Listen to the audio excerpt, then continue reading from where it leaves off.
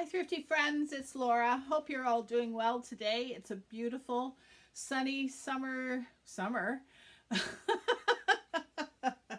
Oh my gosh, sunny Sunday. I've been out in it for a while. I've been doing some spray painting of some stuff I'm crafting for Christmas. Jake and I had a really nice walk, and I picked up a great big branch. It's about an 8-foot branch that blew down off of a pine tree. I dragged it home, and I've been pulling it apart and did a basket on the front porch with some birch twigs in it and a lovely bow. And I'm doing a bunch more things. So it's just been a lovely day, but I wanted to come down and do a quick thrift haul and share a couple of things with you all. So let's get started. I dumpster dived. I don't dumpster dive. I'm really self-conscious. I'm terrified I'll get caught. But I was behind a thrift store dropping off some donations, and I saw sort of this peeking out of the top of the dumpster. And I thought, oh, just have a quick look. So I just got the box. There was nothing with it, but I thought it was really cute. I love the graphic on it, so I will use it in my Christmas decor, which I'm going to be switching out to this afternoon. I hope, yeah, I still have lots of time. It's time to let the fall go because we've already had our Thanksgiving here in Canada. So that can be used up on one of the shelves up here. And then underneath it, they aren't shiny brights, but they are lovely vintage ornaments. These are Fantasia brand, made in Poland. I think that's a Polish flag, eh? Red, green, and white in the middle. I'm not 100% sure. So these are really sweet, and they seem to be all different ones that are in here. So I don't know if they're all true to the brand, but lovely little sweet. I love the colors of this one. Isn't that gorgeous? Yeah, so that box is almost full. And then I got another box with just a few in it, the same brand, and another box with just one in it. But if you look, the original price of these was 47 cents. That's gorgeous. I love that.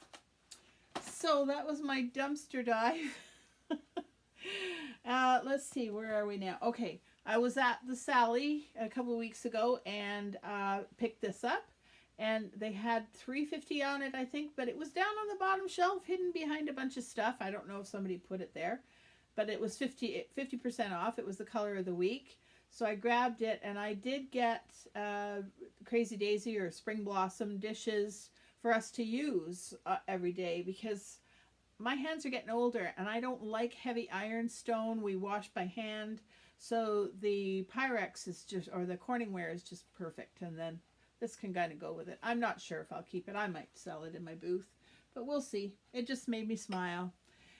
This was in with the stuff from the auction sale that I went to a few weeks ago, and I did show some of that haul. There was 2 great big totes, and this was in the second tote that I didn't get around to looking at for a while. It's a lovely little depression glass. I don't think it's a sugar. I think it is a candy dish.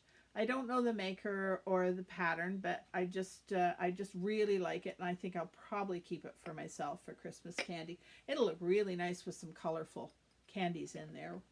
So that there's that. And then this was at the Salvation Army when I was there the other weekend. And it's a little bit flea bitten at the top. And I don't know the maker or the pattern.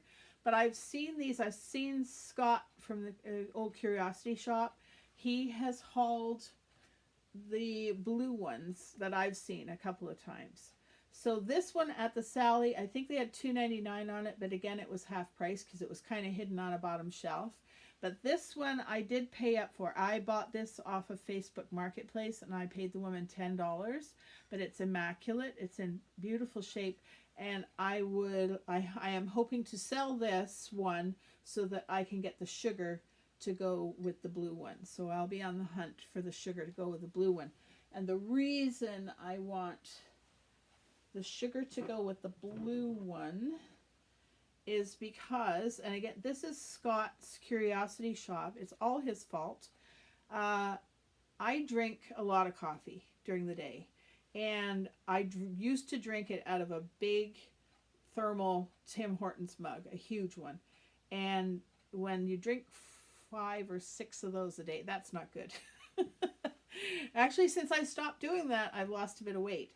So I was inspired by Scott and his cup of coffee that he always starts his videos with. And I thought, I'm going to treat myself to a couple of nice depression cups and saucers. And I will really make a ritual out of the coffee and enjoy it. So I picked this up at an antique store near me. I did pay $15 for it, but it was a treat for myself. So now, I don't know if these are the same maker. I'm sure it's not the same pattern, but I also, now that I've been picking up and collecting depression teacups and saucers, I've been feeling the need for depression creamers and sugars. So here we go. Anyway, so what else have I got here? Oh, okay. And speaking of collecting, this is just for the fun of it. I love the old vintage kitschy souvenirs of places. All right. So this one is from a town in Ontario, Calidar, Ontario, and it's got a lovely little Jack Russell chasing the cat up the boot, and the little. So these would be made. This is made in Japan. They would be bought in bulk, and then the towns or the souvenir shop or whatever would put their little sticker on it or something. So what got me started on that was a girlfriend passed this on to me, which I thought was really a lovely piece. It's sort of circa 1970s. And I think what I'm going to do is try to get something from every province and territory, because we have 10 provinces and 2 territories in Canada. And that will be something for my Canada Day displays in July of 2020. So I'm working on that collection. You know, you got to make it all about fun when you're out thrifting, right? Or at least I do. Thrifting and my booth is my social life. So, okay, so this I picked up. I only paid a couple of dollars for it. It is it's slightly wonky. I just knocked it. It's not silver or anything. It's just metal. But this handle is Bakelite, so it has some age to it. And I just like the look of it. Actually, I was watching Sumi, and she does tidbit trays. And I thought, oh, I'd like something tiered like that. I am so easily led. Anyway, I saw this and I thought, oh, I can do $2 for that. So it's right now, it's actually on my crafting desk, and it just holds whatever stamps or inks or whatever that I'm using for whatever project I'm working on. So I'll just enjoy it, and maybe over the holidays use it for some canapes or something like that, because, you know, we entertain all the time, right? As you do when you have a 2.5-year-old and a 1.5-year-old in the house. I'll take it somewhere when we get invited out. All right, so this I got in a bag of clothes. I buy bulk clothing from my girlfriend because my booth is called Laura's Rags, and I sell a lot of clothes there.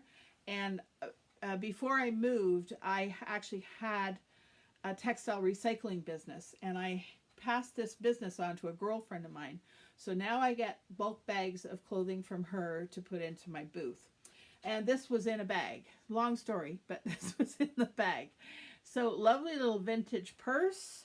It does have a bit of staining on this side, and the inside is not in tremendous shape. You can see the inside. I think somebody maybe tried to wash it. I don't know. But anyways, definitely, it's made in China, but you can look at the tag. It's definitely vintage. So, and these sort of things always sell really well in my booth. The vintage purses, I never have a problem with them. So I did collect them when I was a younger woman, but I don't do any evenings now. I'm old. I don't drive after dark. So that's definitely going to the booth. These I picked up at the Salvation Army when I was there a little while ago. And you know I love these sort of hand-done, handmade things. And I just thought they were too cute. I couldn't possibly leave them behind. So they will be loved. All right. I'm trying to be organized here. This was another Sally find. It's Royal Albert. Oh, that's too good. Okay, I really need another coffee. I think that's the problem. Anyway, Royal Albert poinsettia, and it's just adorable. And I think it was half price. I think it got overlooked because it was filthy. It was totally filthy. It had crusty sugar in it, and I think that's why it got overlooked. But I recognized it and grabbed it, so that will be going to my booth. I think it would be really sweet with a... I've seen little miniature poinsettias. Someone gave me one last year, and it was like this big. I think it would look absolutely adorable in that, maybe on your table at Christmas time, if you don't need it for a sugar, if you're not missing your sugar. So I'm just going to move a couple of things and make myself room here before I crash something I dearly love. All right, and speaking of Royal Albert, this is cream soup, and this one is called Morning Flower, which is actually looks like a Morning Glory to me, so I don't know why they didn't call it Morning Glory. But they are beautiful dishes. They're absolutely exquisite. They're in perfect condition. So, and I think I looked this on eBay, was about $20 a pop. So that will be going to my booth. And I got another one. It's a different pattern. What's this? Something hazy dawn. Oh, it was just like this morning. It was very very foggy when Jake and I went out for our walk. Hazy dawn. Absolutely beautiful, again in perfect condition, as long as I don't do something to make it not so. So that's going to the booth. And then this little set, I just thought, I loved that pattern. I thought it was absolutely adorable. Just a tiny little creamer and sugar. I love it when they have a bit of the pattern on the inside. I think that just shows that it's just one step above the rest, eh? Oh, my Canadianness came out there, So these are made in England, Tuscan China. I looked them up, and not the same pattern, but exactly the same creamer and sugar were around $40. So, and I paid half of $3.50 for those, and they're in excellent condition. There's not a mark on them anywhere. So they're going to the booth. This I got for myself. I actually bought it off Fred, my friend. It's a candy dish. It should have a lid. I guess not very many of them still have the lids. It is pretty old, and it does have a little crack in there. But I've seen lots of people using them on their craft table, and you can actually put your small scissors in here or whatever.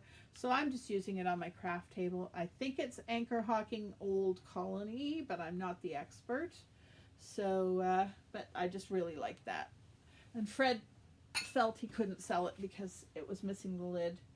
Oh, this just made my day. I just love this. I've never heard of Corex, so I did a bit of Googling after I got this, and this is made in Canada at the early part of the century, and it's not Pyrex, it's Corex, so it's pre-Pyrex. This was apparently the manufacturing facility was just outside of Toronto. So this was made probably 1910 to 1920-ish. And it's wonky. I love that it's wonky. It's absolutely gorgeous. And I think if I bring it closer to the light, you can see a bit of color. It's actually opalescent. When you hold it to the light, there's lovely colors that come through in it. So probably one of those dishes that came in laundry soap or something like that.